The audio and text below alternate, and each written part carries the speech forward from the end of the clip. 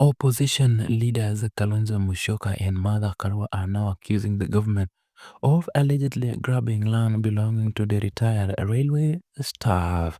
The leaders say President William Ruto must come out to tell the country who has illegally acquired the property located at Valley Road in Nairobi.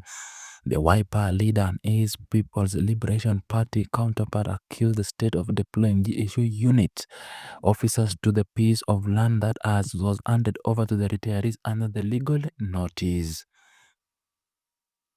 Valley Road, Nairobi, property of Kenya Railways retirees. And we have to make a distinction. This is property of Kenya Railways retirees, not property belonging to Kenya Railways. And that will come out clearly. We live in very interesting times, and times that are clearly very unique.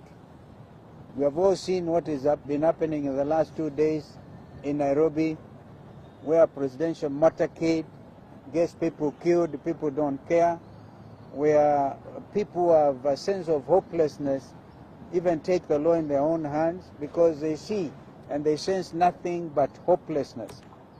And this wanton disregard of people's feelings, I think that is what is making Kenyans really feel terrible.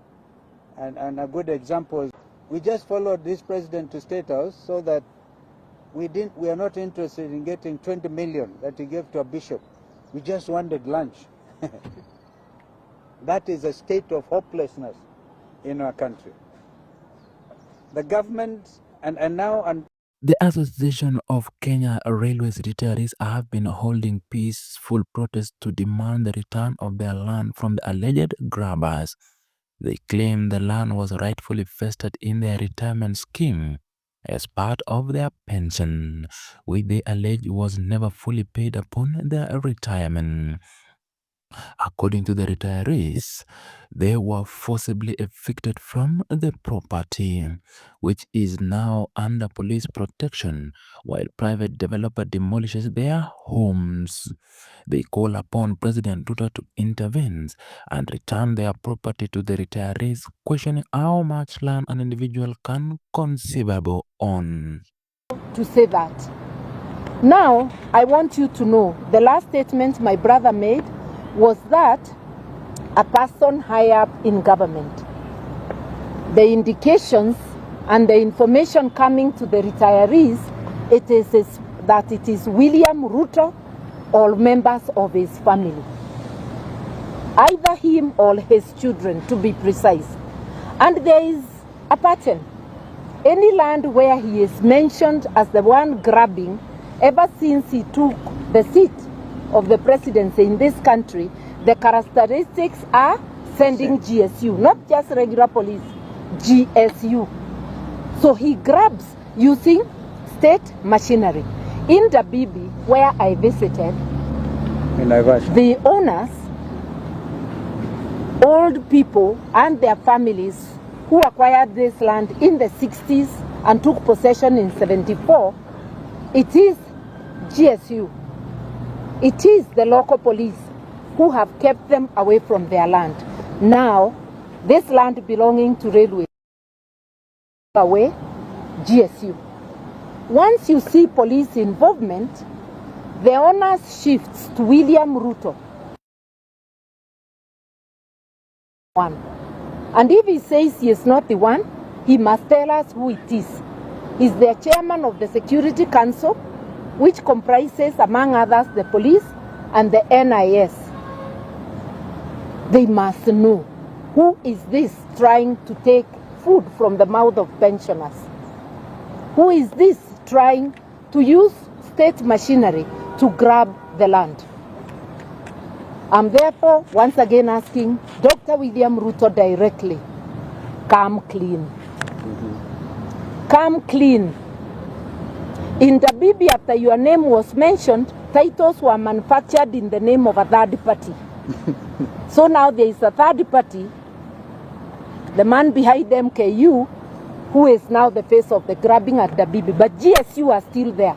So you know it is still William Ruto, because Jane Kehara, MP of Naivasha, had let the cat out of the bag. She had publicly said it is owned by William Ruto. We are now telling him GSU has appeared in land owned by retirees. The information is that it's you or members of your family, in particular your children. Come clean and tell us why GSU are there. Tell us if it is not you, then who is it? Grabbing has escalated during this rogue KK regime. Unfortunately, Ruto himself has been associated with so much grabbing in this country, and I can give you one as a testimony. This procession way, he had grabbed it during the Moi era. He returned it after the Dongo report. He had already taken a loan of 100 million. He had to pay the loan back. I don't know how he would be accessing State House without procession way, which he had grabbed. We all remember the story of Weston, which went to court, and he was told to return the land or pay market price. He has never shown us receipts that he paid the Kenya Airports Authority. Can you tell us whether you are using state machinery to grab, to satiate your appetite for land? If you are not the one, then tell us who. That is the long and short. But we will not sit as Kenyans, maovu ya kitawala. We will stand with these retirees until they get back their land. In the name of the sovereignty of the Kenyan citizen, we hereby direct you. If it is you, return the land. Stop interfering with the pensioners' land. If it is not you, we direct you to get whoever it is to return this land. In the name of our sovereignty as the people of Kenya.